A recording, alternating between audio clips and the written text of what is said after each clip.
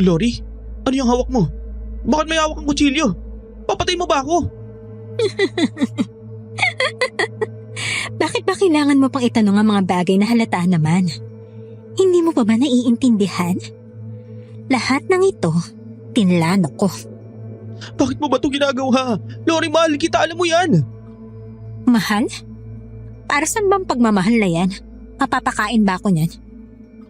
Alam mo namang gagawin ko ang lahat para sa'yo, di ba? Talaga? Lahat? Oo, Lori, lahat kayang-kaya ko. Kahit patayin mo ang ate Gwen mo? Ano? Bakit si ate? Dahil sagabal siya sa mga plano ko. Kaya mas makakabuti kung mawawala na lang siya sa landas nating dalawa. Ayoko! Hindi ko magagawa yun sa sarili kong kapatid, no? Oh, akala ko ba gagawin mo ang lahat para sa akin? Oo, pero hindi yun. Kahit ano na lang, huwag lang madamay ang ate ko. Pwes, di dalawa na lang kayong papatayin ko. Tutal, parehas naman tayong walang pakinabang. Lori, please. Huwag mo naman gawin sa akin to. Hindi ko kailangan ng lalaking hindi kayang ibigay lahat ng gusto at kailangan ko, Gab. Alam mo ba kung anong kailangan ko? Kaysa sa lintik na pagmamahal na yan? Buhay. Maraming buhay. At uunahin ko yung sayo. Lori, bakit? Mamatay ka na! Aswang Radio.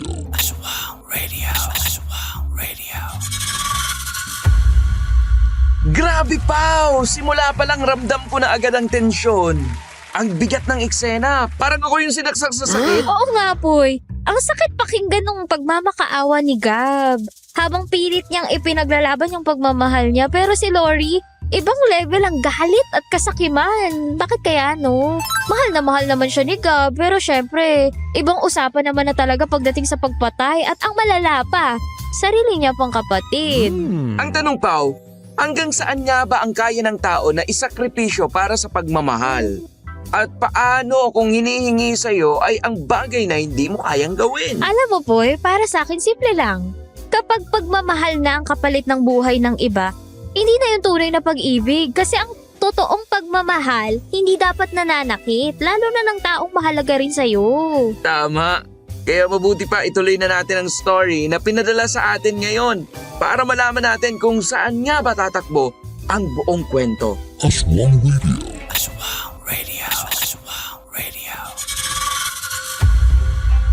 Magandang araw po sa inyo, Paula and Popoy. Siyempre, pati na rin po sa mga listeners na walang sawang nakikinig dito at sa ibang channels.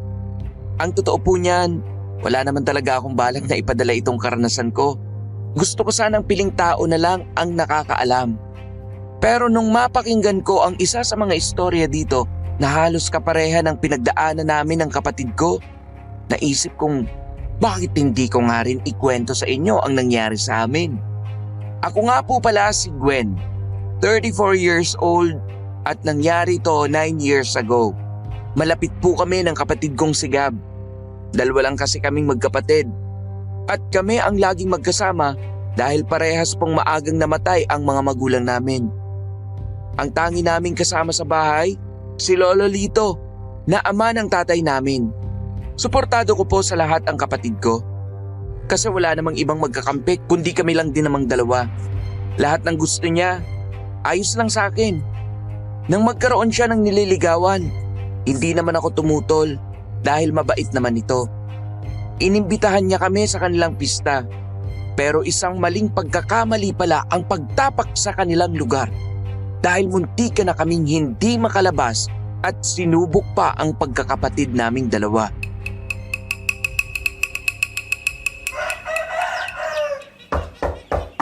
Mga apo, abay lumabas na kayo riyan at mag-almusal na. Baga tayo dapat ngayon sa maisan dahil anihan. 10 minuto pa, Polo. Nakakantok pa. Ano 10 minuto? Kung 10 minuto kitang pagsusuntokin dyan sa higaan mo nang malaman mo yan sinasabi mo. Lolo naman saglit lang naman. Naku Gab, bumangon ka na nga dyan. Balita ko may mga bago daw sa maisan. May magandang... Tara na pala, Lolo. Ayoko mabugbog, no? Ano nga pala ang almusal natin? Ay, ikaw talaga ang bata ka. Kapag nakakarinig ka na maganda nagpapantig ka agad ang tenga mo. Para ka kiti-kiti na nabubuhayan. Siyempre lo. Sino ba namang hindi gaganahan sa buhay kapag may maganda? Mas piliin mo mabuting babae kaysa sa maganda. Alam mo kung bakit mo yan nasasabi. Wala ka kasing itsura ate. Hoy, ang kapal ng mukha mo para sabihin yan. Pinipilahan niya yung ganda ko sa may maisan, no? Kasi ate, ikaw lang talaga ang dalaga dun, oh. Lahat matatanda na. Alangan, may asawang ligawan ng mga lalaki dun. Ikaw na lang talaga ang choice nila, no? Lolo, si Gab, ang aga-aga mang asar. Tumigil ka na dyan, Gab. Tama rin naman ang sinasabi ng ate mo. Talaga tong dalawa na to. Halika na kayo. Ay, kumain na kayo din Nagtatrabaho kami noon sa isang sakahan malapit sa amin. Yun ang pangunahing pangkabuhayan sa aming lugar. Hindi kami nakapagtapos ni Gab at hanggang high school lang ang natapos namin ni Gab. Pinili na namin yun dahil hindi na kami kayang pag-aralin ni Lolo dahil matanda na siya at hindi niya na rin kaya ang mas mabigat na trabaho. Ginusto na rin naming makatulong sa kanya para hindi na siya mahirapan. Normal lang naman ang buhay namin. Kahit 3 na lang kaming magkakasama, masaya pa rin naman. Pero totoo nga may mga bago ate. Ewan ko.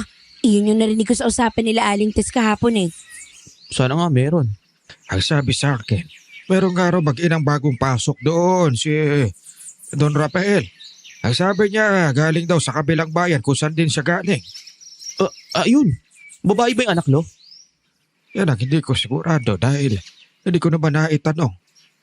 Kulang-kulang naman kayong kumalap ng balita ni ate. Ako na nga lang magtatanong-tanong mamaya. Sana lalaki para hindi mo malandi. Grabe ka naman. Uy, ilang taon na kaya akong single. Ayaw mo ba akong sumaya?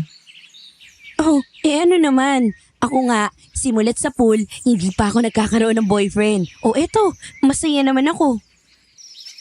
Kasi tomboy ka. Saka walang may gusto manligaw sa'yo. Masyado kang suplada. Yun ang totoo. Tumigil na kayong dalawa dyan. Kailangan na natin magmadali dahil anong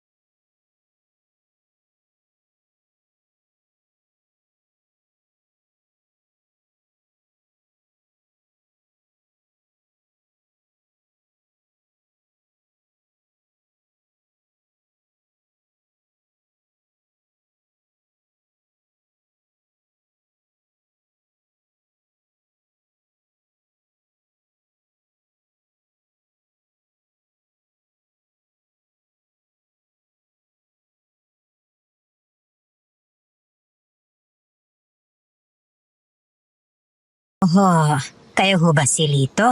Ako po si Delia. Bagong pasok lang dito ni Don Rafael. Ang sabi niya, kayo raw ang lapitan ko para magpaturo ako ng gagawin ko rito. ikaw pala yung nabanggit niya sa akin. Walang problema at akong bahala sa'yo.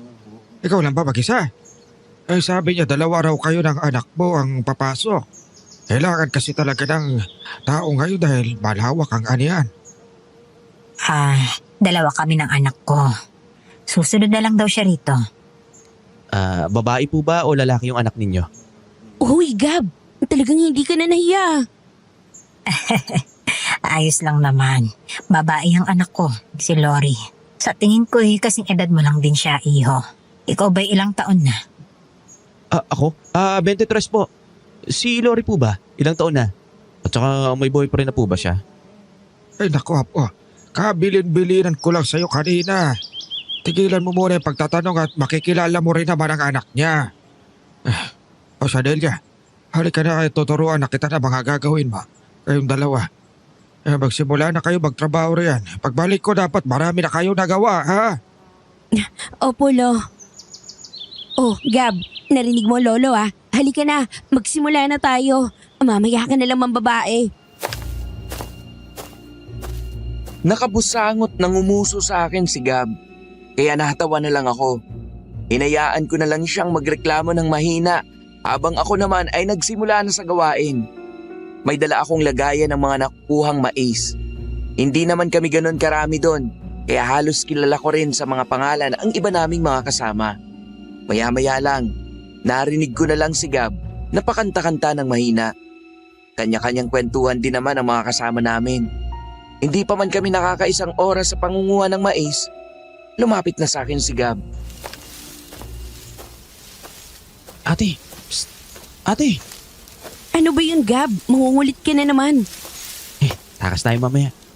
Anong takas? Sira ulo ka ba talaga? Sus! Huwag mong sabihin ayaw mo maligo sa ilog. Ilog? Kita mo? Gusto mo rin naman? Oo, sa ilog. Pero puntahan natin yung sinasabi nilang talon. Di pa natin napupuntahan yun eh. Sabi nila maganda raw. Ha? Di ba sabi nila, delikado daw doon? May nangunguha daw sa ilalim ng tubig. Ate, huwag ka nang maniwala sa mga ganun. Hindi yun totoo no. Yung mga naluluno doon sadyang hindi lang talaga bihasa lumangoy.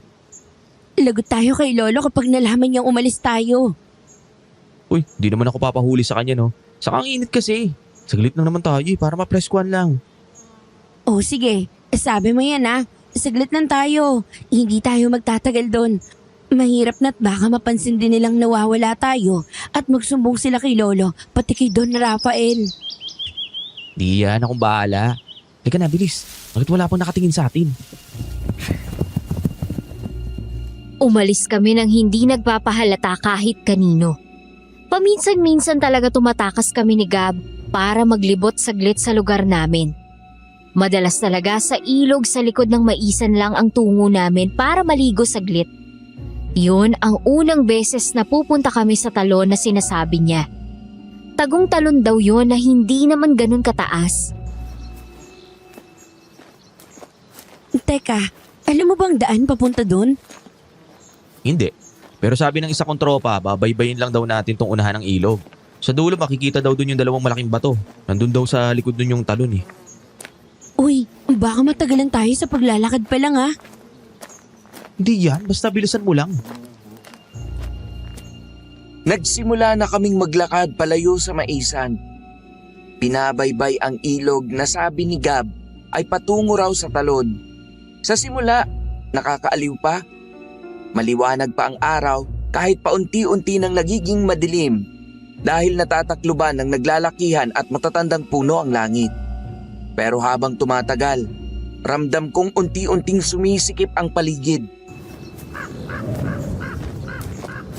Gab, sigurado ka ba talaga sa daang to?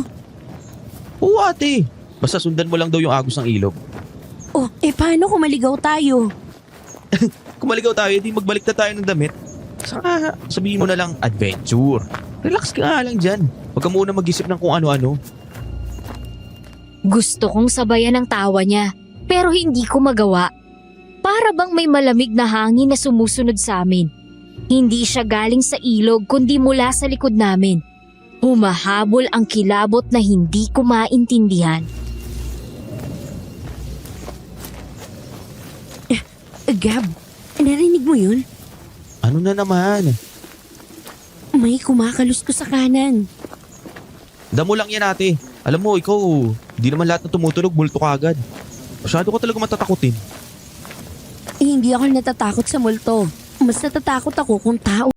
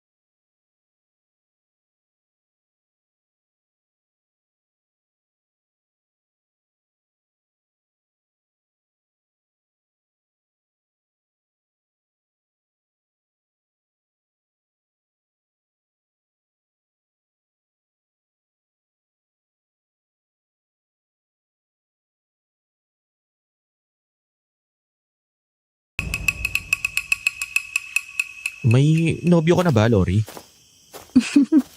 Naku, wala pa. Hindi ko pa kasi iniisip magkaroon ng boyfriend. Gusto ko munang makatulong kay nanay. Kaming dalawa na lang din kasi ang magkasangga eh. Maaga kasing namatay ang tatay ko. Parehas pala tayo. Maaga rin nawala ang mga magulang namin ni ate. Si Lolo Lito na lang ang kasama namin sa buhay ngayon. Ay, ganun ba? Eh ano namang kinamatay nila? Pinatay sila eh. Hanggang ngayon, di pa nahuhuli kung sino may gawa nun. Pero alam namin kung sino. Mga aswang. Ano? Mga aswang? Totoo ba ang mga yun? Hindi ko rin alam. Hindi pa ako nakakakita ng mga kagaya nila eh. Paano sila inaswang? Sabi ni Lolo, baka ginantihan daw sila ng aswang na binaril ni tatay. Tinambangan daw sila dahil pauwi galing sa maisan. Pero Bilisan nyo nang maglakad. Anong oras?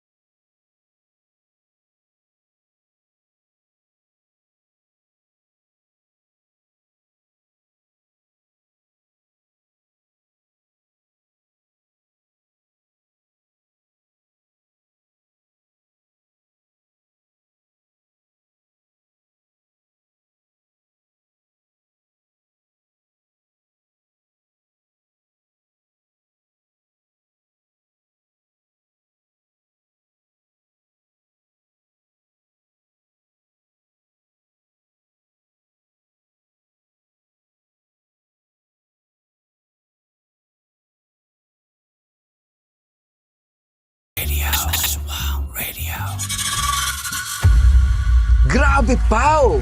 Ang magical ng pagkakilala nila kay Lori parang eksena sa isang fairy tale. Sino ba namang hindi maaamay sa ganung tagpo? Oo nga Poy, ang ganda ng build-up. Mula ka ba, biglang naging parang panaginip ang atmosphere, at syempre, ang sweet din ng simpleng connection na nagsimula agad kina Gab at Lori. Ang tanong ngayon, Pao, ano kaya ang mangyayari pagkatapos nito? Kung sa simula pa lang ganito na ka-intense at ka-magical, aba, siguradong may mas malalim pang susunod. Tama, baka ito na yung turning point ang kwento nila. Excited na akong makita kung paano magbabago ang takbo ng buhay ni Gwen at Gab matapos makilala si Lori. Aswang Radio.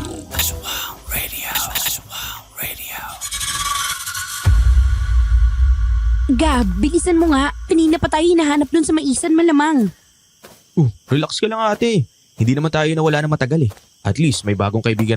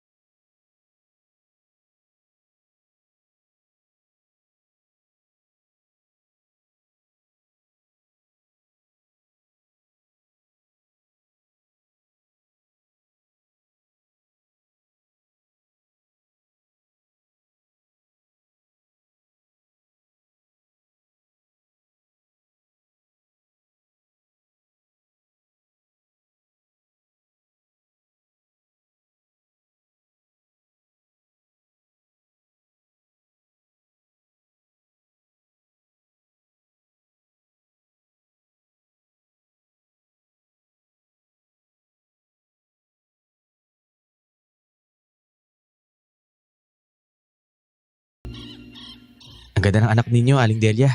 Mabait pa. Gab, Aba, hindi pa nga kami nagtatagal dito. Marunong ka ng mambola, iho, ha? Sige na, sige na. Tama na yung usapan. Marami tayong aanihin, Lori. Sumama ka sa nanay mo. Tuturuan ka niya ng mga gawain, ha? Kayo naman dalawa, balik trabaho na, ha? Umiling ako. Sabay balik sa kumpol ng mga mais. Si Gab, syempre nakatitig pa rin kay Lori hanggang sa dalhin siya ni Aling Delia sa kabilang bahagi ng sakahan. Napailing na lang ako. Gab, tigilan mo nga yung kakatingin-tingin mo. Hindi pa natin siya kilala ng gusto. Ano ko ba ate? First impression pa lang. Mabait na siya. Kung sa'yo kaya niya kasama kanina. Minsan, hindi lahat na nakikita mo sa una ay totoo. Ikaw naman, puro pagdududa. Hindi ko pa marunong mag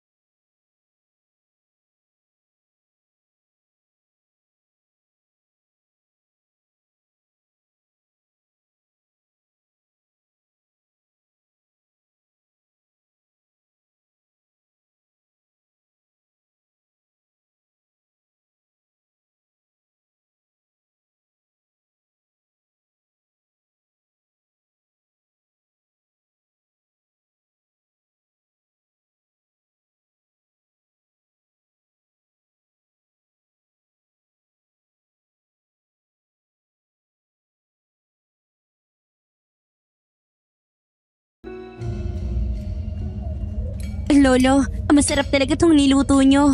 Paborito ko pa rin. Aba syempre, kahit matanda na marunong pa rin magpakitang gila sa kusina. Dumating sina Aling Delia at Lori na nakabihis ng simple pero maayos.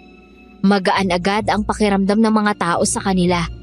Magalang, nakangiti at marunong makisama. Halos lahat agad silang tinanggap. Uy, buti naman nakarating kayo. Halika kayo, upo kayo. Salamat, Gab, ha? Mukhang ang saya naman dito. Oo nga, parang matagal na kaming kabahagi ng pamilya ninyo. Paligayang kaarawan muli sa inyo, Mang Lito. Maraming salamat sa inyong mag-ina. Pinaupo sila ni Gab sa tabi niya. Kita ko ang sigla sa mukha niya. Parang siya ang may kaarawan. Agad siyang kumuha ng pagkain at inilagay sa plato ni Lori.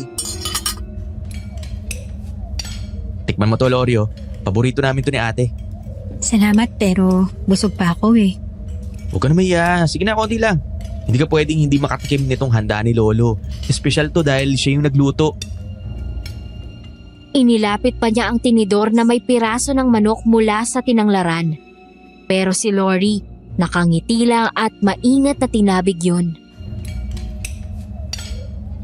Gab, totoo. Busog pa talaga ako. Baka mamaya na lang. Ano ka ba? Para kay Lolo to, no? Birthday niya. Sige na. Kung may dapat kang talagang tikman, ito yun. Pero nanatili siyang tumatanggi. Nakangiti, magalang, pero mariin. Ay, pasensya na, Mang Lito. May kahinaan kasi ang tiyan naming mag-ina. Hindi kami basta-basta kumakain ng kung ano-ano. Pero huwag kayong mag-alala. Masaya na kami na makasama kayo ngayong gabi. Ayos lang, Delia. Alaga nandito kayo. Napatingin ako kay Gab. Kita kong medyo nabigo siya. Pero sa halip na mainis, tumawa lang siya at nagpatuloy sa pagkain. Sige na nga. O basta next time, wala nang excuse, ha? Tingnan natin. Habang lumalalim ang gabi, patuloy ang kasayahan. May mga kantahan, may biruan, at si Lolo, tuwang-tuwa sa mga pagbati ng mga tao. Si Gab naman, halos hindi mawalay kay Lori. Sa bawat biro niya may tugon. Sa bawat ngiti niya may kapalit ng ngiti rin. Para bang hindi na sila naiilang sa isa't isa. Sa totoo lang, masaya naman ako na nakikitang masaya siya. Pero hindi ko maiwasang mapansin pa rin ang isang bagay.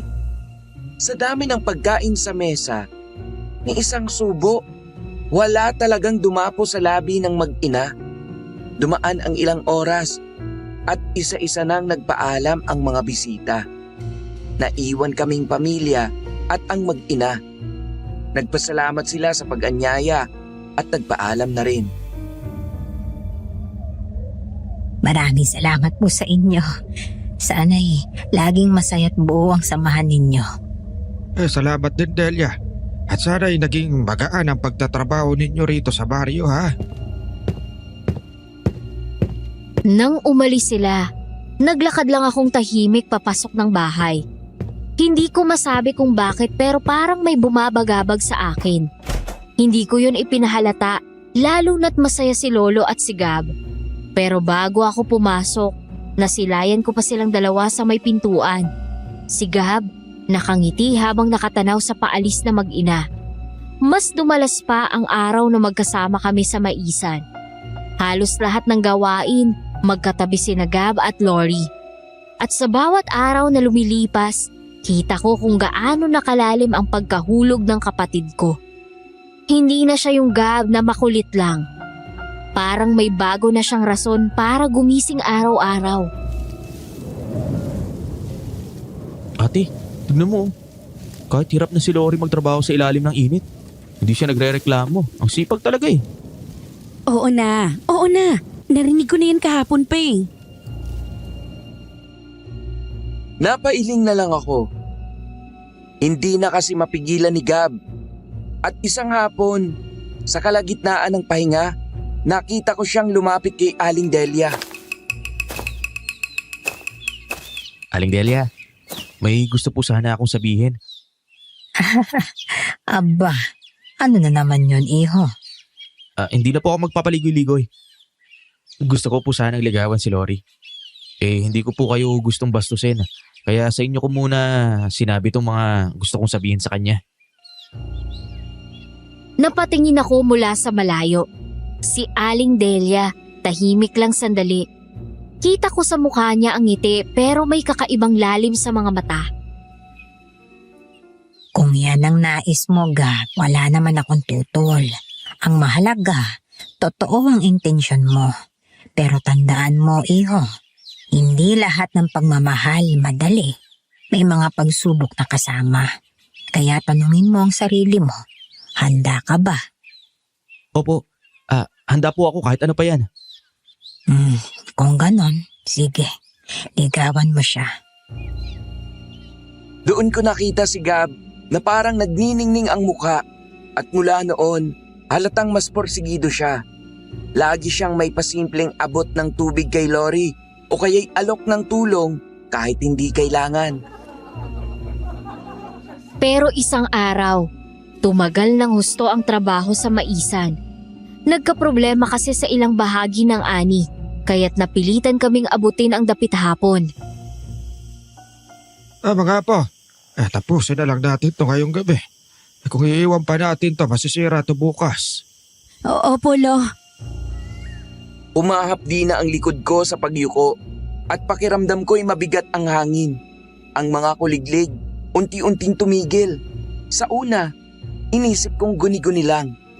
Pero biglang... Ano yun? Ate, baka hayop lang yan. Yan ka na naman eh. Alam kong hindi lang yun basta hayop. Sapagkat mula sa dilim, may bumungad na mabigat na yabag.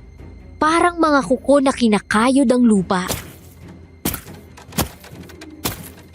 Mga apo, taba! Halos sabay naming nakita. Isang nilalang na halos kasing taas ng tao. Balot ng itim na balahibo. Matay kumikislap na pula. Ang ngipin, nakalabas. At ang hiningay amoy bulok na karne. Aswang! Tumalon ito. Mabilis. Dinadagit ang mga tangkay ng mais na parang nasa palaruan lang. Humampas ang malakas na hangin. At sa isang iglap, halos matamaan si Gab. Ate! Gab, tumakbo ka! Tumakbo na tayo! Sinubukan naming magtakbuhan. Pero parang nilalaro kami ng halimaw. Lalabas mula sa kaliwa, mawawala. Lalabas sa kanan at mawawala ulit. Ang bawat galaw niya'y sinasabayan ng ungol na nakapangingilabot. Huwag kayong titigil. Tumakbo na tayo papunta sa dapog ng apoy. Hindi siya makakalapit doon. Pero si Gab, may ibang iniisip. Si Lori! Nasaan si Lori? Gab, dito ka! Halika na! Hindi ko siya nakikita. Patuloy siyang sumisigaw. Hinahanap si Lori sa gitna ng kaguluhan. Ako, halos mabaliw na sa takot. Ang aswang, muling sumugod at halos maramdaman ko ang kuko niyang dumaan sa pisngi ko. Tumulo ang dugo sa gilid ng mukha ko, pero nakailag pa rin ako. Si Gab naman, halos pasugod nang hinahanap si Lori. Lori! Lori! Sumugod ka! Nasaan ka? At bigla na lang tumigil ang lahat at tumahimik. Ang halimaw, bigla na lang naglaho na parang nilamon ng dilim. Naiwan kaming hingal na hingal. Halos hindi makapaniwala na buhay pa kami.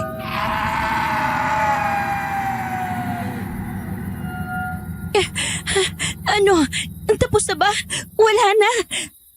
Hindi pa tapos yun. Pero umalis muna siya.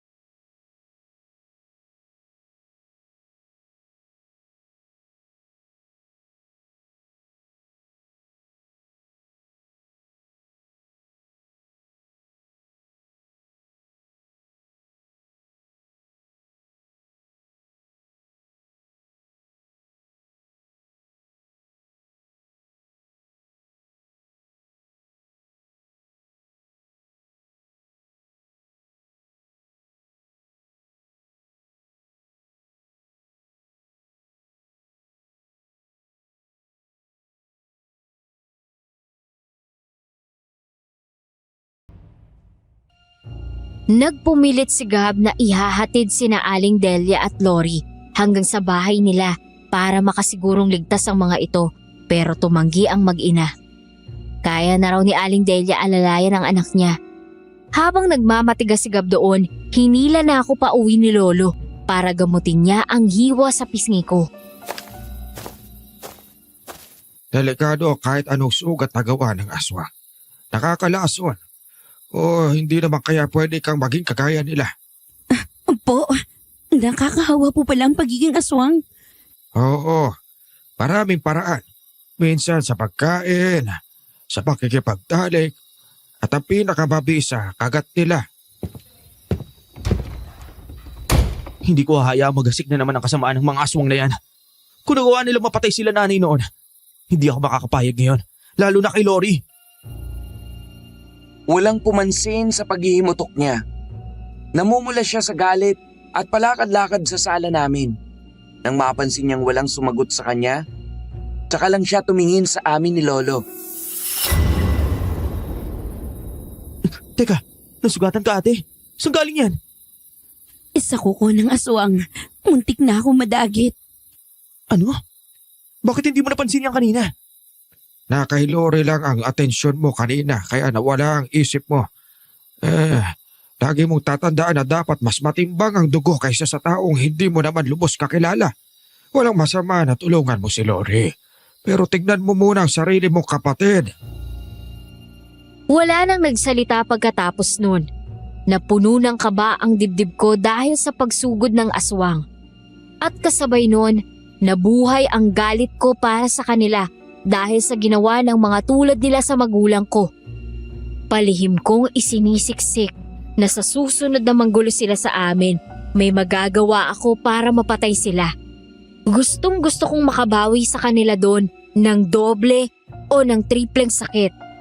Sa mga susunod na araw, tumakbo naman ng normal ang buhay namin. Hindi ulit nagparamdam ang aswang noon at parang wala ring nangyari kay Lori. Meron lang siyang iilang gasgas na hindi naman malaki. Pero bukod doon, wala namang mas malala pa. Pagkatapos ng nangyari sa ilog, parang hindi na bumalik sa dati si Gab. Lahat ng ginagawa niya may kinalaman kay Lori. Pagising sa umaga, pangalan agad nito ang bukang bibig. Sa maisan, siya ang inuuna niyang tulungan. Kahit ako, minsan nakakaligtaan na niyang asikasuhin. Gab, buhatin mo na itong lagayan ng mais. Ang bigat na oh. Ako na dyan ate. Sandali lang, tutulungan ko muna si Lori. Nakakainis man. Pero hindi na ako nagulat. Lahat ng bagay, inuuna niya si Lori. May mga oras na para bang wala na siyang ibang nakikita. Minsan, nahuhuli ko siyang nakatitig lang habang nagtatanggal ng mga balat ng mais si Lori. Hindi gumagalaw, hindi kumukurap. Para bang natangay ng isang alon na siya lang ang nakakarinig. Gab, hoy, ano ka ba? Para kang estatwa dyan. Ate, napansin mo ba? Kahit anong gawin niya, parang may kakaibang ganda siya. Kahit simpleng kilos lang, parang hindi ko maipaliwanag. Siguro kasi bulag ka na pagdating sa iba.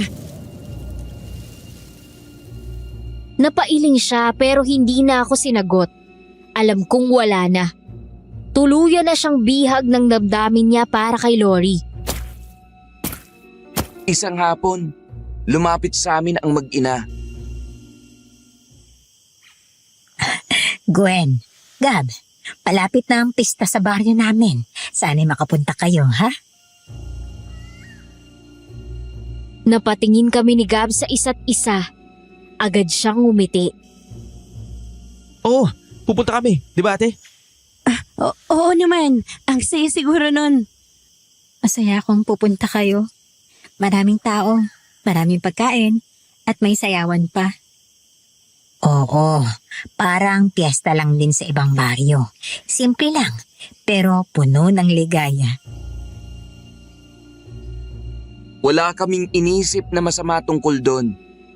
Imbitasyon lang at para sa amin, pagkakataon para makakita ng ibang lugar at makisalamuha. Pero kay Gab, ibang-iba ang dating. Kinagabihan, hindi siya mapakali. Habang naghahanda kami para matulog, nakaupo lang siya sa may bintana, nakatingin sa buwan. Gab, matulog ka na. Maaga pa tayo bukas.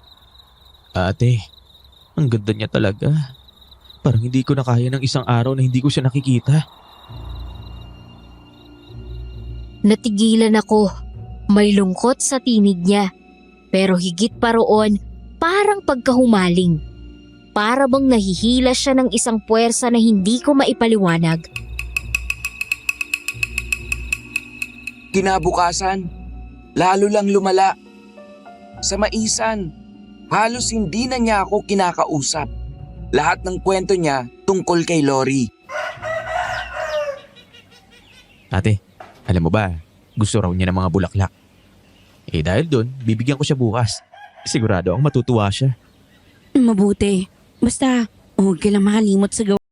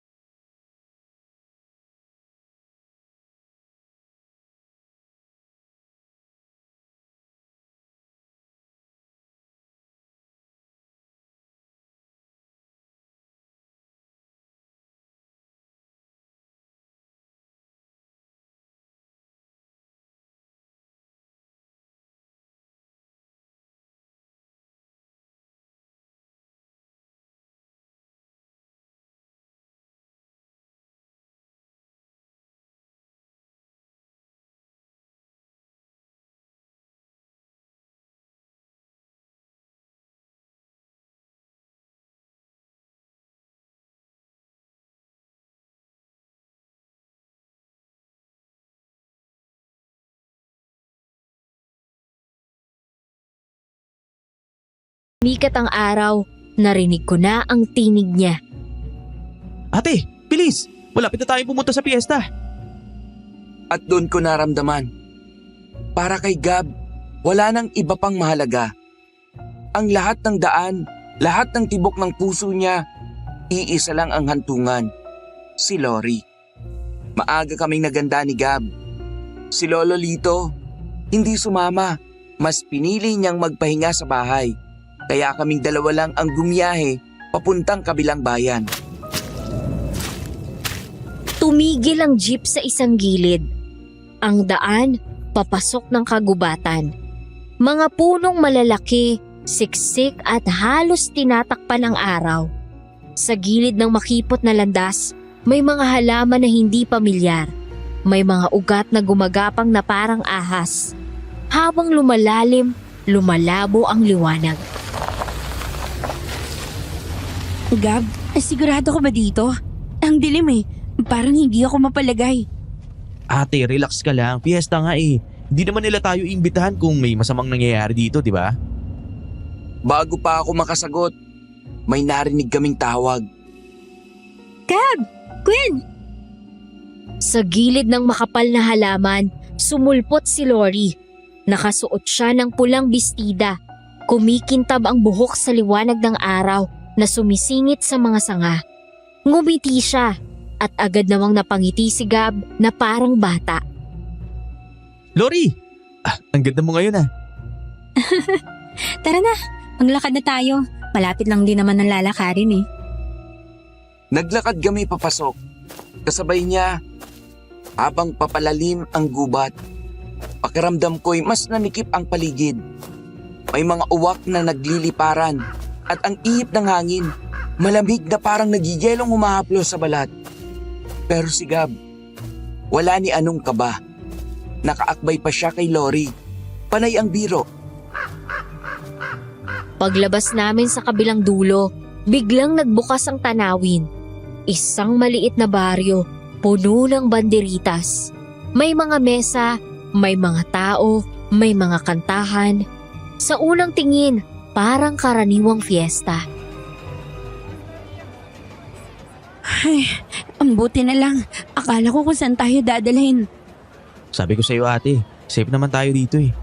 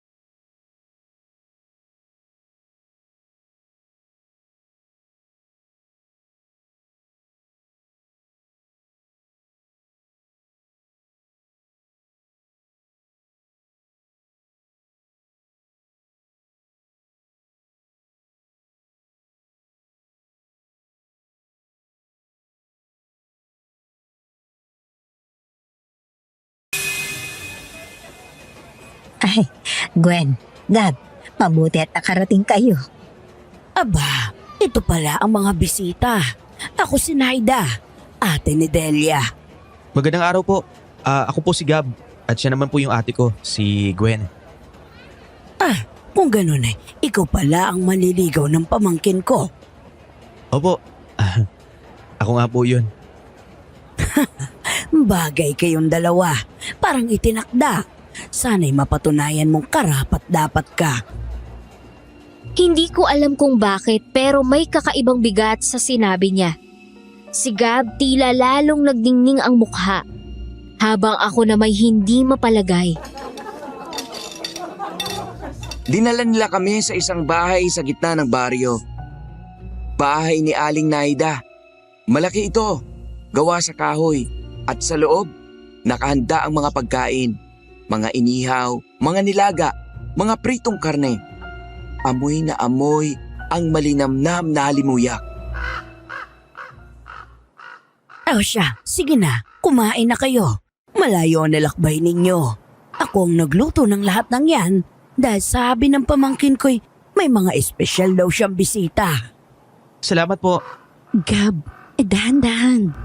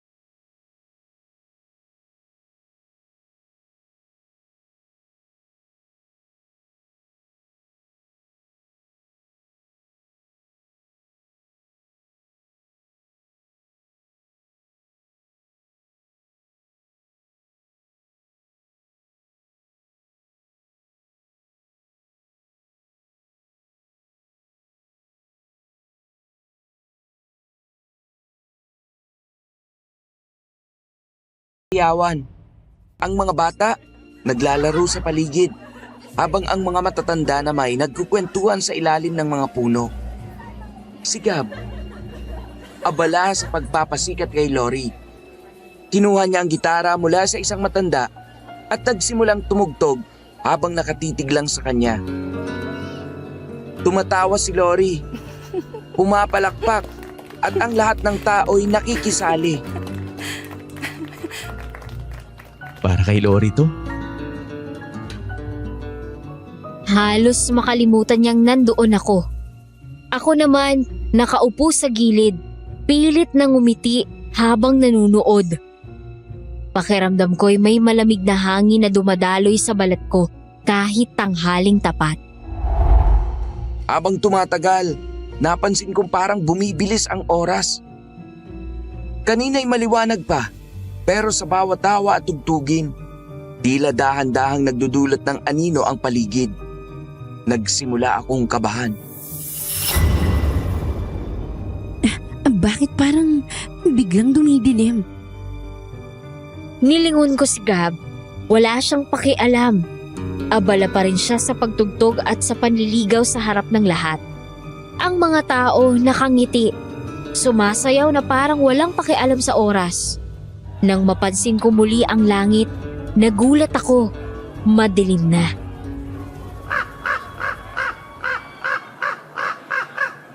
Gab, gabi na. Kailangan na nating umuwi. Ate, wag na muna. Ang saya pa naman oh. Ang sarap ng mga pagkain. Ang saya ng mga tugtugan. At saka, tingnan mo oh. Kasama ko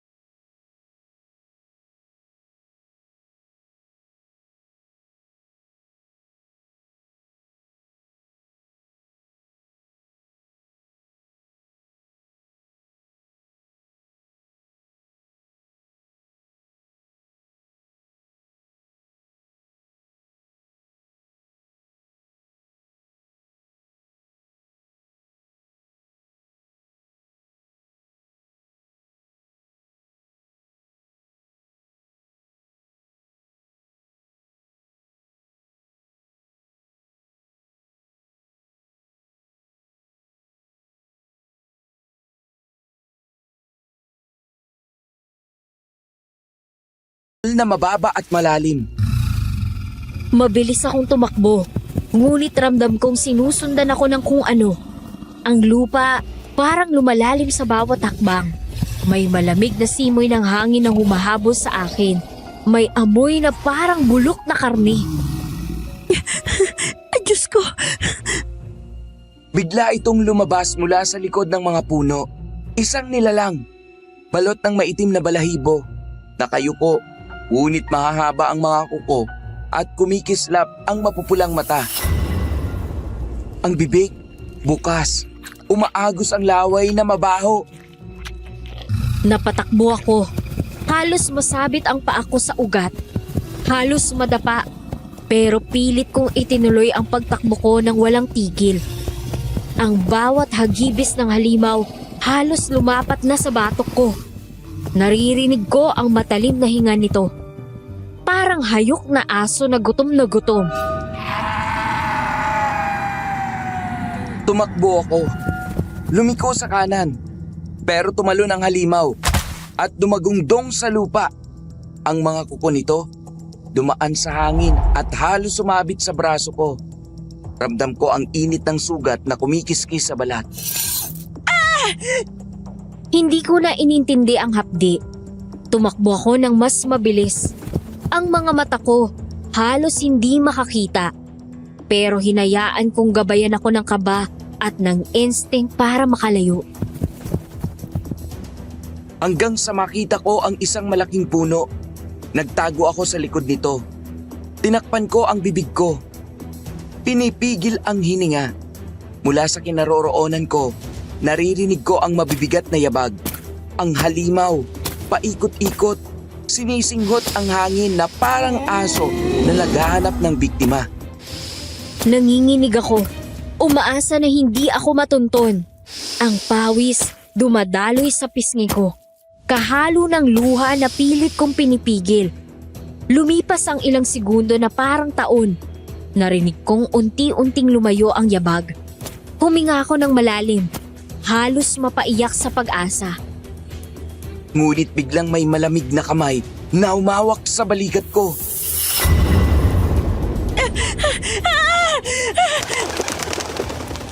Umalingaw-ngaw ang sigaw ko sa buong gubat. Tumalbog sa mga puno at dumoble ang kaba sa dibdib ko. Mabilis kong nilingon ang likod ko. Handa na akong makakita ng mahahabang kuko at pangil. Ngunit hindi halimaw ang nakita ko. Aling Naida, nakatayo, kalmado, ang mga matay malamig at ang ngiti, banayad, ngunit mabigat. Gwen, huwag kang maingay. Napatigil ako. Nanginginig pa rin. Hingal na hingal. Halos hindi makapagsalita. May halimaw! Nandito siya! Sinusundan ako! Balik ka na sa baryo. Nandoon na si Gab at Lori. Nakabalik na sila. Napalunok ako. Parang hindi ko matanggap ang mga salita niya. Pero ang boses niya may kung anong puwersa na nakakapagpakalma. Nakabalik na sila? Oo, huwag ka nang lumayo dito. Delikado ang gubat sa gabi. Nanatili akong nakatayo, nanginginig, habang pinagmamasdan siya. Ang mga mata niya, matalim, parang alam niya ang lahat ng nangyari. Ang katawan ko, ayaw pang gumalaw, pero dahan-dahan niyang hinawakan ang kamay ko, malamig at matigas, at inakay ako paalis. Huwag mo nang alalahanin ang naranasan mo. Bumalik ka na sa baryo. Ligtas ka roon. Ngunit sa loob ko, alam kong hindi ako ligtas. Hindi mula sa halimaw at lalong hindi mula sa mga ngiti ng mga taong kasama namin.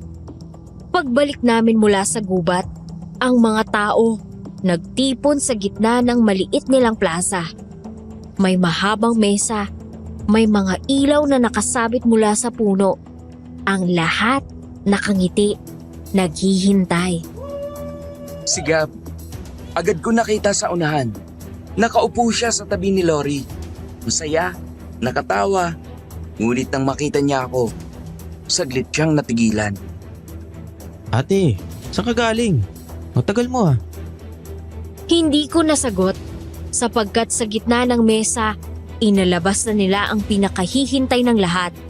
Isang lechon, pero hindi baboy, hindi rin baka. Nang kumislap sa apoy ang balat, halos mawalan ako ng hininga. Ang nakahain ay katawan ng tao. Biyak ang tiyan, tinuhog, iniikot sa baga. Ang balat pumuputok-putok at ang mukha natatakpan ng dahon pero malinaw pa rin ang hugis. Diyos ko, tao yan. Napaatras ako. Nanginginig ang mga kamay ko. Ang mga tao, nagtatawanan lang, pumapalakpak, parang normal sa kanila ang lahat. Si Gab, biglang nanlumo. Parang naputol ang lahat ng ilusyon niya. Kanina'y nakangiti, ngayon maputla. Nakatingin siya sa katawan, hindi makapagsalita. Ate, tama ba yung nakikita ko? Tao to ah. Hindi hayop. Hinawakan ko ang braso niya. Ngayon lang siya bumalik sa katinoan. Ang mga mata niya puno ng takot. Sa gitna ng kasiyahan, tumayo si Aling Naida. Ang boses niya umalingaw-ngaw sa buong baryo. Mga anak ng dilim, panahon na upang magdiwang.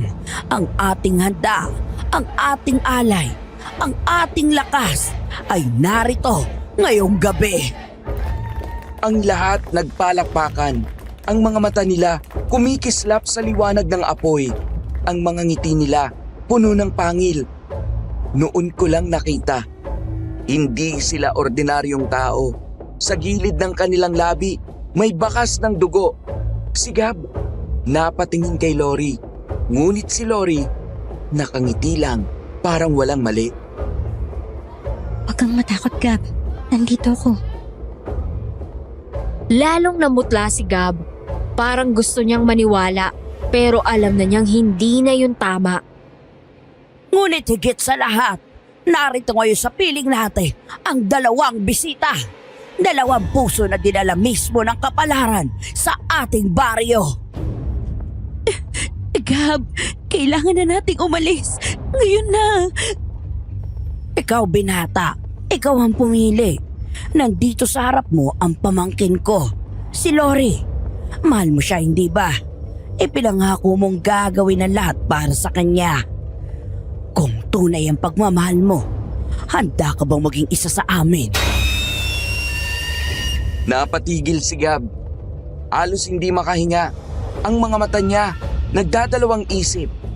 Sa isang banda takot, sa kabila ang mukha ni Lori nakangiti, nangaakit, parang nagmamakaawa. Lori, Gab, para sa atin. Para sa pagmamahalan natin.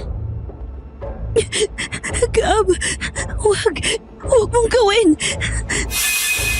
Nagkatinginan kami at sa isang iglap pareho naming naintindihan. Baka ito na ang huling sandali na magkasama kami.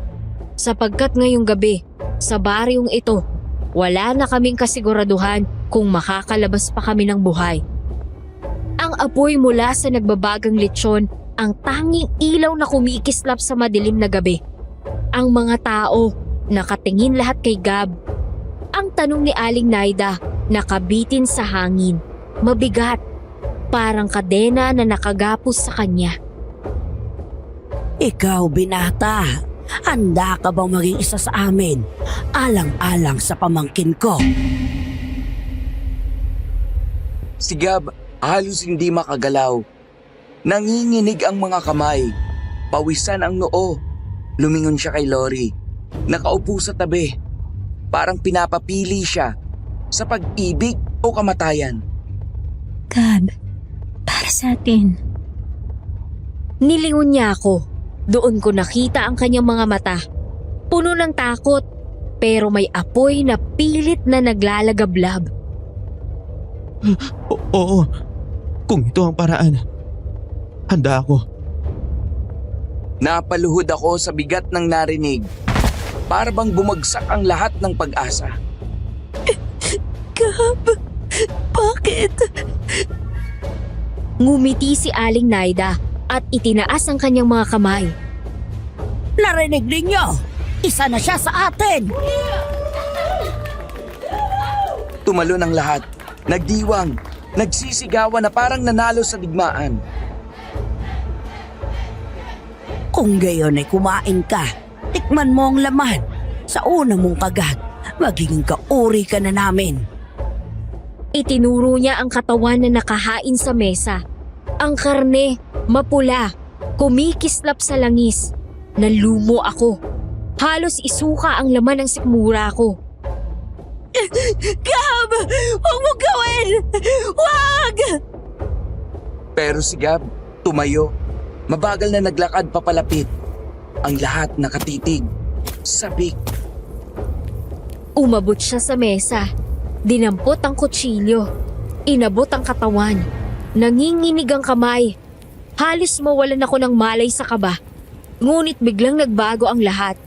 Sa halip na kumuha ng piraso, biglang sinunggaban ni Gab si Aling Naida. Sa isang iglap, itinulak niya ang matandang babae patungo sa nagbabagang apoy. Nagliyab ang katawan ni Aling Naida. Ang mga damit niya kumapit agad sa apoy. Ang balat nagbitak at ang sigaw niya umalingaw-ngaw sa buong baryo.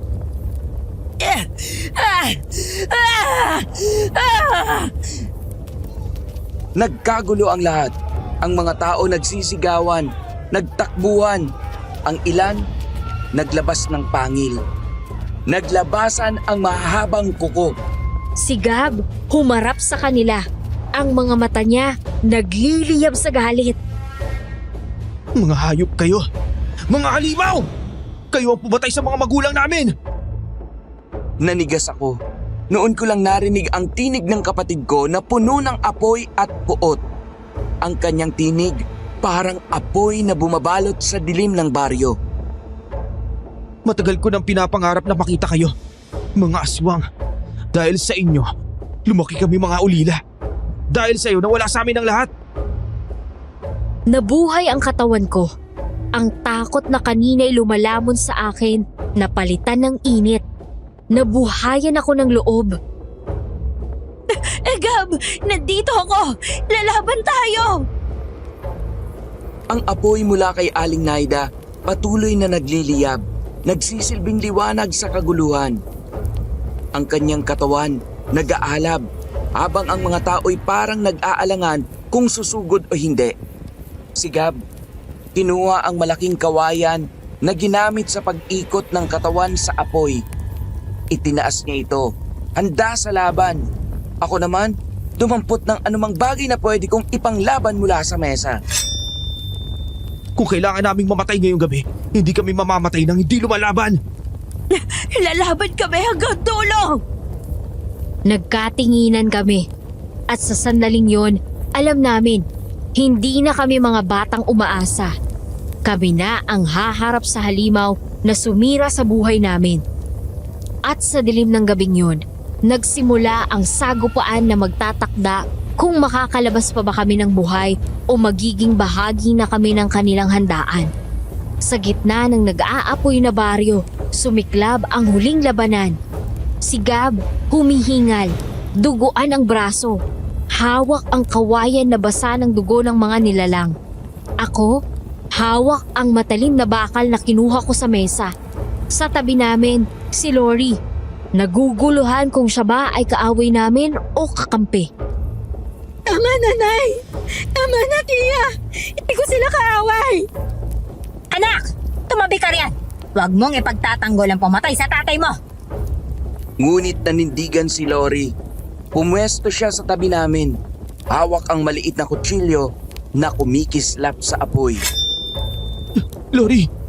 Gab, sa pagkakataong to, ako ang pipili. At pinili kong lumaban kasama ka.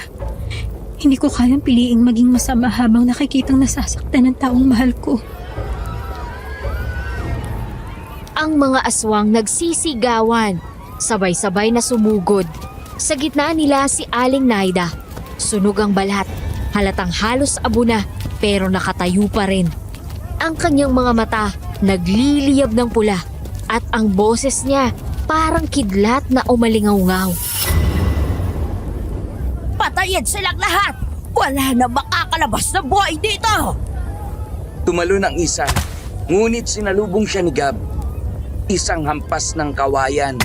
Pumutok ang ulo nito at kumalat ang dugo sa lupa. Dalawa pang sumugod sa akin. Pero naisaksak ko ang bakal sa dibdib ng isa habang si Lori mabilis na sumaksak sa leeg ng isa pa. Isa-isa silang bumabagsak. Pero mas marami pa ang pumapalit. Si Aling Naida lumapit mismo kay Gab. Hawak ang matalim na sibat. Pinagkatiwalaan ka niya at nilabanan mo kami! Hindi ko kailanman pipiliin maging halimaw kagaya ninyo. Lori, anak, bumalik ka rito. Kung hindi, mamamatay ka rin tulad ng dalawang yan. Nay, hindi ko na kaya ang dugo at kasinungalingan. Hindi ko na kaya maging tulad ninyo. Halos mabingi ako sa palitan ng sigaw. Ang baryo, duguan na. Ang lupa, basa sa mga katawan ng nilalang na napaslang. Ngunit wala pang katapusan. Para sa mga magulang namin! Para sa mga pinatay ninyo!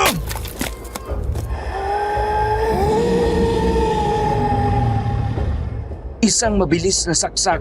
Tumagos ang kawayan sa tiyan ni Aling Naida. Ngunit imbes na bumagsak, ngumiti siya at sinunggaban si Gab sa lieg. Hindi ka makakatakas! Hindi nyo kami matatalo! Ngunit si Lori, sumugod mula sa gilid. Itinarak niya ang kanyang kutsilyo sa liig ng sariling tiyahin. Sa wakas, bumagsak si Aling Naida. Tuluyang nilamon ng apoy. Ang mga tao nagkagulo. Isa-isang nagtakbuhan. Ang ilan nagliliyab ang balat at ang iba'y bumabagsak sa lupa. Lori, anak, paano mo nagawa ito?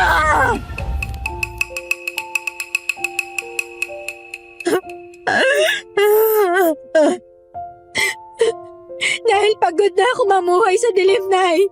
Pagod na ako magpanggap. Sa isang iglap, sinalubong siya ni Aling Delia. Ang mag-ina na tila perpekto sa paningin ko noon, nagbanggaan at nagkasaksakan.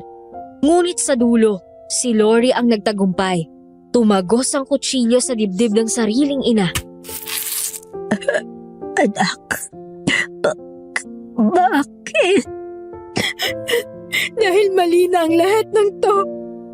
Si Aling Delia bumagsak sa lupa, duguan at tuluyang napawi ang galit sa kanyang mga mata. Ang baryo unti-unting nanahimik. Ang mga banderitas nadarang sa apoy.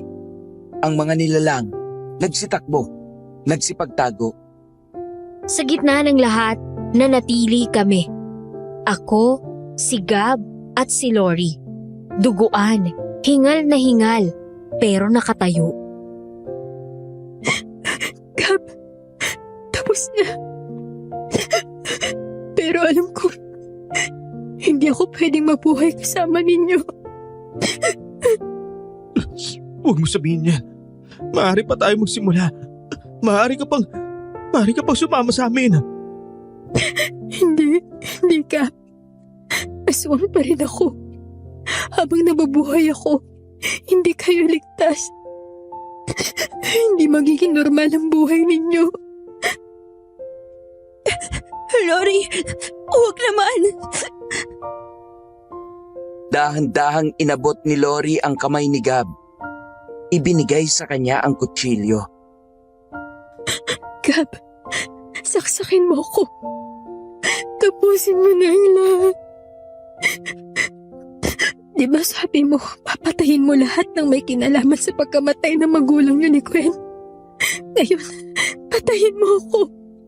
Baka kamit mo ang hustisyang matagal na isinisigaw ng puso mo. Hindi ko magagawa yan. Mahal kita, Lori.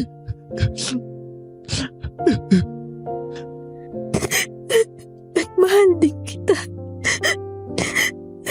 Kaya nga kailangan ko tong gawin. Hinawakan niya ang kamay ni Gab. Itinulak ang kutsilyo patungo sa kanya. Ngunit hindi kumilos si Gab. Tumulo lang ang luha niya. Bumagsak sa mga sugat sa braso niya. Hindi ko kaya. Hindi ko kaya tapusin ang buhay mo. Ngumiti si Lori, puno ng lungkot at pag-ibig. At sa huling iglap, siya mismo ang humawak ng kutsilyo at itinarak sa kanyang dibdib. Mahal kita, Gab. Bumagsak siya sa mga bisig ni Gab. Ang dugo dumaloy sa kanyang mga kamay. Ang sigaw ni Gab umalingaw-ngaw sa buong baryo. Puno ng sakit at puot.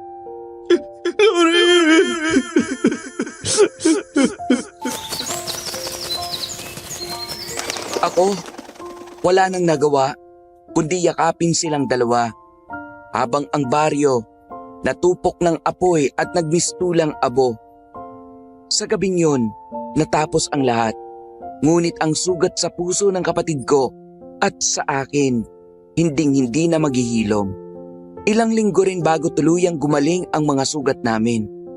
Pero ang mga peklat sa katawan, maliit na bahagi lang yon kumpara sa sugat na iniwan sa isip at puso namin.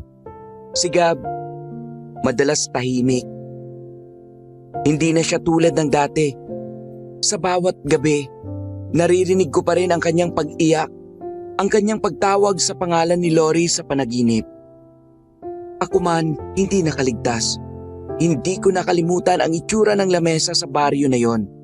Ang katawan ng tao na pinagsasaluhan nila. Hindi ko makalimutan ang mga ngiti ng mga taong akala ko'y mga normal. Pero halimaw pala ang laman ng kanilang pagkatao. Pero higit sa lahat, hindi ko makalimutan si Lori. Ang mga mata niya bago siya bumagsak, puno ng pagmamahal at pagsuko. Siya ang pumigil kay Gab na tuluyang bumagsak sa dilim. Siya ang pumili na tapusin ang lahat kahit ang kapalit ay ang buhay niya. Minsan, iniisip ko, baka kaya siya isinilang hindi para ipagpatuloy ang lahi ng mga aswang, kundi para tapusin yon. At kung ganoon, siya na rin ang naging sagot sa sariling tanong ko kung hanggang saan ang kaya mong gawin para sa pagmamahal. Natutunan kong hindi lahat ng ngiti ay dapat paniwalaan. Hindi lahat ng magandang anyo ay dapat yakapin. Ang karanasan ko sa baryong yon ang nagturo sa akin ng pinakamalaking aral. Ang tunay na halimaw, hindi laging may pangil o balahibo o kuko. Minsan, tao ang anyo. Minsan, nagmamahal pa nga. Sa bawat kalembang ng kampana tuwing linggo, naiisip ko ang mga magulang namin. Ang pagkamatay nila sa kamay ng mga aswang at kung paanong ang paghihiganti ang nagtulak sa pamilya nila Delia na itulak si Lori laban sa amin. Pero naiisip ko rin na kung nagpadala kami sa galit, baka naging tulad din kami nila. Hindi madaling magpatawad at marahil ay hindi ko pa kayang gawin yon ngayon. Pero natutunan kong hindi dapat galit ang manatili sa puso ko. Dahil kung galit lang ang pag-uugatan ng lahat ng ginawa ko, magiging halimaw din ako sa huli. Minsan binabalikan namin ni Gab ang ilog kung saan unang nakita si Lori. Tahimik kaming nakaupo sa tabi. Pinapakinggan lang ang agos ng tubig. Hindi na namin kailangang magsalita. Pareho naming alam na iniisip namin siya. Kung saan man siya naroon ngayon, gusto kong maniwala na tahimik na siya. Ang kapatid ko ang pinakaapektado sa lahat ng ito dahil siya ang nakatali kay Lori, hindi lang sa plano, kundi sa puso. At ako, bilang ate niya, ang tanging magagawa ko ay ang ipaalala sa kanya na hindi lahat ng kwento ng pag-ibig ay nagtatapos sa saya. Minsan nagtatapos ito sa sakripisyo, pero hindi ibig sabihin ay wala nang halaga ang lahat. Dahil sa sakripisyo ni Lori, nabuhay kami. Dahil sa pagpili niya, may bukas pa kaming haharapin. At yun ang hindi ko malilimutan.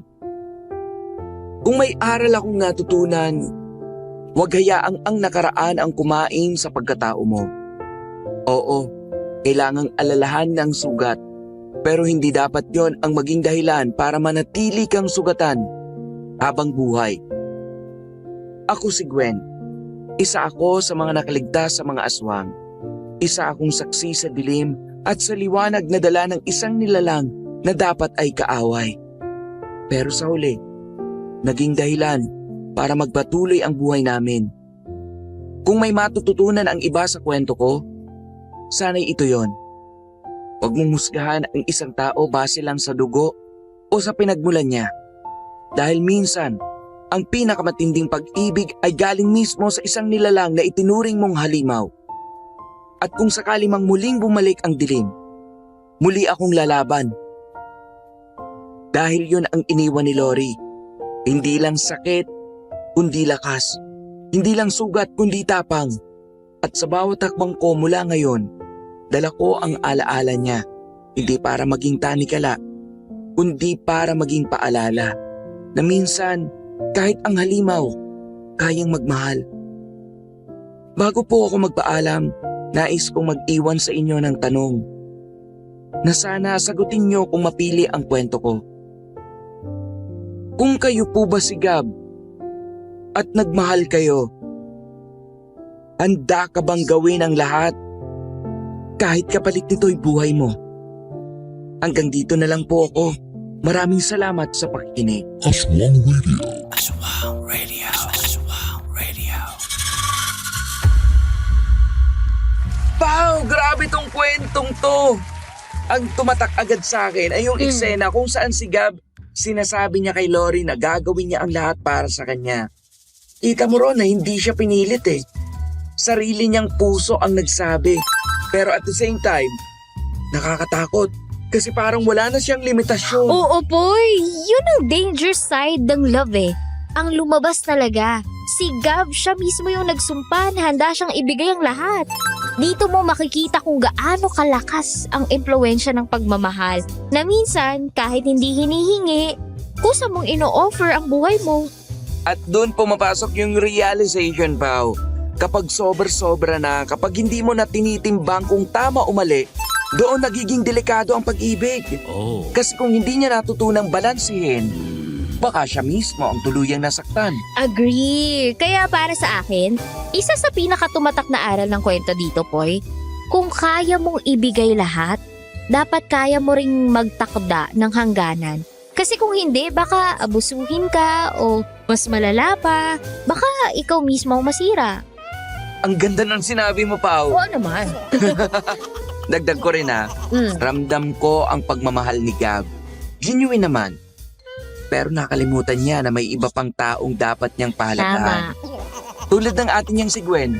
Kasi nakita natin yung eksena na nasugatan si Gwen pero hindi niya agad napansin. Kasi nakatutok siya kay Lori. Oo. Hindi ba ang sakit isipin nun? Kapamilya mo, duguan, pero iba ang inuuna mo. Tama. Kaya masasabi ko, minsan dapat gamitin ang puso at isip sabay, Poy eh. Kasi kung puso lang, tulad ni Gab, madali kang mabighani, madaling mahulog, madaling masilaw. Pero kung may isip, marunong ka rin bumalanse. Alin ba ang tama, alin ba ang dapat, ganun. Oo, Pao. At para sa akin, pinaka-powerful na linya ng story ay nang sinabi ni Gab kay Lori na, Alin? alam mong gagawin ko ang lahat para sa iyo, Grabe. diba? Grabe, parang sumampal sa akin yun kasi naisip ko, kung ako ba nasa sitwasyon niya, ay ako rin bang sabihin niya ng buo ang loob? Alam mo, Pao, habang binabalikan ko yung buong kwento, isa lang ang hindi ko makakalimutan. Alin? Si Lori. Bakit? Hindi biro ang ginawa niya. Ipinaglaban niya sina Gwen at Gab. Kahit na ang kaharap niya ay mismong pamilya niya. Ang mga kadugo niya. Sino bang kayang tumalikod sa sarili niyang dugo? Alang-alang sa pagmamahal. Tama ka, Poy. Kaya hanga rin ako kay Lori. Hindi lang siya basta babae na minahal si Gab. Isa siyang mandirigmang lumaban para sa tamang prinsipyo. Alam mong hindi madali yun kasi lumaki siyang kasama ang mga aswang eh. Tinuruan ang sarili niyang pamilya pero sa huli, pinili niya ang kabutihan. Pinili niya ang pag-ibig na hindi nananakit. At Pao, doon ako pinaka naiyak. Saan? Nung part na hindi na niya nakitang may ibang solusyon, kaya siya mismo ang nagsakripisyo. Pinatay niya ang sarili para lang mawala sa landas ni Gwen at Gab ang panganib ng mga aswang. Grabe ang bigat! Boy, kinikilabutan ako habang sinasabi mo yan kasi isipin mo ha, hindi lang pagmamahal kay Gab ang naging rason niya. Iniligtas din niya si Gwen at sa mas malawak na picture kung titingnan mo, niligtas niya yung iba pang tao kasi kung hindi siya nagbuwis ng buhay, tuloy-tuloy lang ang mga aswang para siyang yung alam mo yung naging sagabal para tuluyan silang mang-alipusta. Alam mo, Pao, dito ko nakita na minsan ang tunay na pagmamahal, hindi lang yung kaya mong mabuhay para sa iba. Minsan kaya mo ring mamatay para sa kanila. At hindi ito dahil pinilit ka, kundi dahil ginusto mong gawin ang tama. At yun na nga po hindi ko napigilang maiyak kasi kahit masakit, kahit tragic, naging bayani si Lori sa sarili niyang paraan. Kaya saludo ako sa kanya. Same here, Pao. Saludo tayo kay Lori. Dako tayo sa tanong ni Senderpoy ha. Ang tanong ni Gwen, kung kayo po ba si Gab at nagmahal kayo, handa ka bang gawin ang lahat kahit kapalit nito'y buhay mo? O eto na, sagutin na natin. Ako muna, Poy. Honestly, hindi. Hindi ako magbibigay ng buhay ko para lang patunayan ang pagmamahal ko. Kasi para sa akin, kung mahal mo talaga ako, hindi mo rin hahayaang mawala ako. Ang tunay na pagmamahal po ay nag-iingat sa isa't isa, hindi nagtataya ng buhay. Ako naman, Pao, iba ang take ko eh. Ano yun? Sa isang banda, oo. Handa akong magsakripisyo kung nasa bingit ng kamatayan ang taong mahal ko at ako lang ang pwedeng tumulong. Lalaban ako kahit pa buhay ko ang kapalit. Pero hindi ibig sabihin na ibibigay ko lang basta-basta. Dapat may dahilan, may saysay at higit sa lahat, hindi ko ipagpapalit ang pamilya ko. Ayun na. Kaya nga, ang hirap sagutin ang tanong ni Gwen kasi depende sa tao. May iba, kagaya ni Gab, na talagang wala nang hangganan. Pero may iba ring tulad natin na marunong magsabi ng, hanggang dito lang. Correct.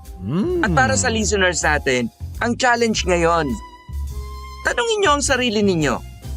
Kung kayo si Gab at nasa sitwasyon kayo na mahal nyo ang isang tao, handa ba kayong isuko lahat, pati buhay ninyo?